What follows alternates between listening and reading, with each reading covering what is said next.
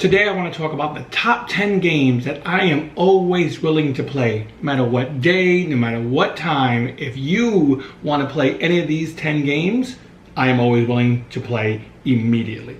First up, number 10 on the list, Terraforming Mars. Fun fact, I have only played this game solo. I have never played with more than myself for this game. I love it. I read so many things about it, ended up getting a broken token insert for it, upgraded all the components. Love, love, love Terraforming Mars. Number 10. Number 9 is two huge boxes, and that is Seventh Continent. Great game. Once again, I have played Seventh Continent with a total of 3 people. I have also played it solo, and it is fantastic. This is the base game, and here is the Kickstarter expansion. What goes up must come down. There are so many cards in this game. I don't know what would happen if I tried to build out the map, but it is fantastic. I think they're done with Seventh Continent, and these are the only 2 boxes. Don't hold your breath with that one, but I believe that's true. Seventh Continent, number 9. Number 8, a game we picked up at Kickstarter, at Gen Con last year, Everdell. This is the collector's edition. I don't think they sell a non-collector's edition, but this is another fantastic game. Totally fell in love with the component as soon as we saw it. Recently at this year's Gen Con, we upgraded to the wooden tree. The tree that comes with it is cardboard. Very nice, but once again, games that I like must get the best components for it. The tree, is it necessary in a game? No, not at all. But it is just a fantastic thing to see on the table. Everdell, number 7. Finally, some lighter games. Going to number 6, we have Azul. I think I played Azul the first time at PAX Unplugged and really enjoyed it. Played it with 2 people that met at the con and had a fantastic time. Loved the way the components look, the little jewels and everything, great. This is the stained glass of Sintra. There is another Azul, but the colors on this, I'm a sucker for colors and artwork, and this was just a must-buy as soon as I played it. Moving on to number 6. Right? 6? Yes, 6. Yes, 6. Sagrada. I feel like it's in the same vein as Azul. It is a beautiful game with stained glass pictures. I feel like, again, this is something else I played at PAX Unplugged and just fell in love with it. Has a lot of dice. I enjoy dice. And it is extremely strategic.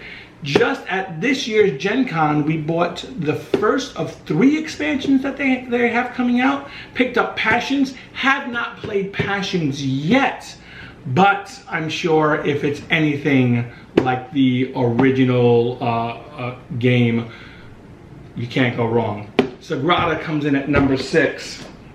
Coming in at number 5 is another big box. Mage Wars. I love this game. It's a huge board. They came out with a smaller version, Mage Wars Arena, which I really like. You don't have the big board, but it's fantastic. This game, you are a mage dueling against another mage, but you have access to all your cards. It's a deck builder, but you have a spell book that you can actually look through and pick any card that you want. You pick 2 cards during your turn, but I love being able to see all the cards and make real educated decisions and not just, well, I had a bad draw. If you build a good enough spell book, you can't go wrong. Mage Wars comes in at number 5. Moving on to number 4. I need to like lighter games. Number 4. Gloomhaven, the big box of big boxes. You by now know of Gloomhaven. I'm assuming it is still #1 on Board Game Geek.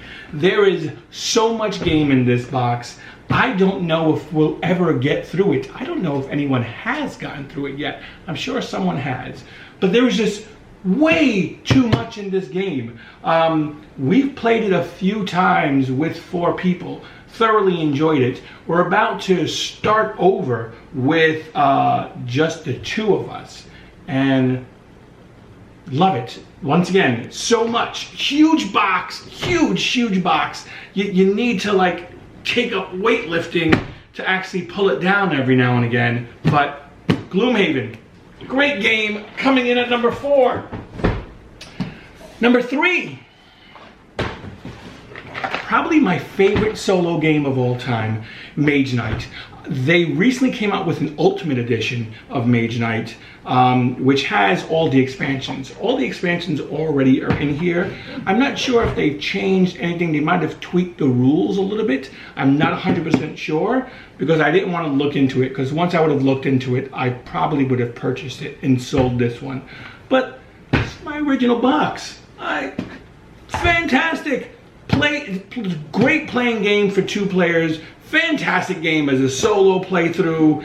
I don't even know how many times I played this game, but I have played it to death.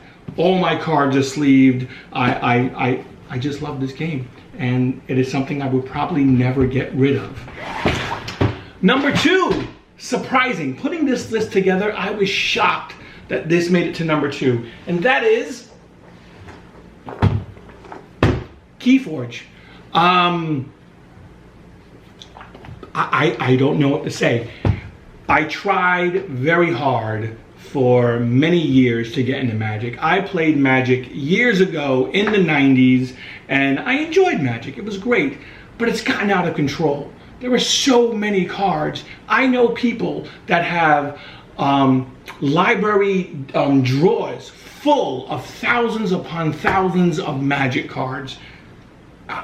It's too much of a money pit for me. Keyforge, you buy 1 deck and that's pretty much it.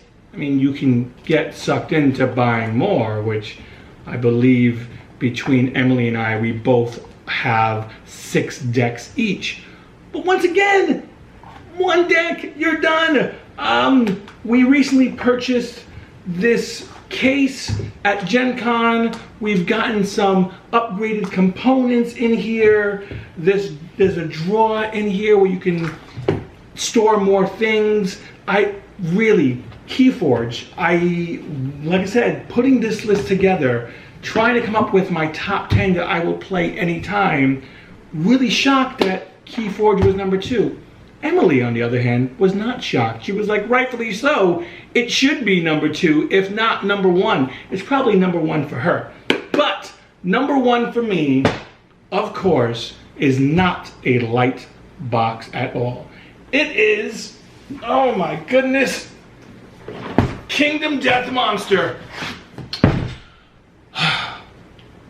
The amount of times that I have played Kingdom Death Monster, it's I don't even know if it's my most played game now that I think about it. I have not played it a ton. I have played it a lot. But there are other games I've played more. This is also my biggest investment when it comes to a board game. Kingdom Death is not a cheap game. I got this is version 1.3, I think, whatever it was. I purchased it after the first Kickstarter. It was an expensive game then, and I fell in love with it. When version 1.5 came out on Kickstarter a few years ago, I literally backed everything for version 1.5. So this is just the box. There are so many minis that obviously do not fit in here. There's a giant dragon, there's a giant tree. There are so many things coming with 1.5 that have not been released yet. Actually, I think it's been postponed to something like 2021, 2022. And I believe I kickstarted 1.5 in, what was it, 2016, 16, I want to say. Some time ago, kickstarted 1.5, and we are still waiting for everything to come out for it. If you haven't played Kingdom Death, give it a shot. It's this dark, twisted miniature game where you're drawing cards and you're fighting monsters. It seems ridiculous when you read about the mechanics, but when you actually play it, it's deep. Just like Gloomhaven, I feel like I can play this game forever and never get bored of it. And I think that's the thing with these 10 games. If I could only have these 10 games for the rest of my life, okay, maybe that's exaggerating. If I could only play these 10 games for the next few years, I think I'd be happy. Now in like 5 or 10 years, I'm sure there'll be new things on here. But I'm fairly confident that Kingdom Death is going to be on this list for a very, very, very long time. That's going to be it. I would love to know what your 10 most played, not even most played, what your 10 you will always play games. Let me know. Thank you so much for watching. Don't forget to like, subscribe, and hit that bell. And I will talk to you guys next time.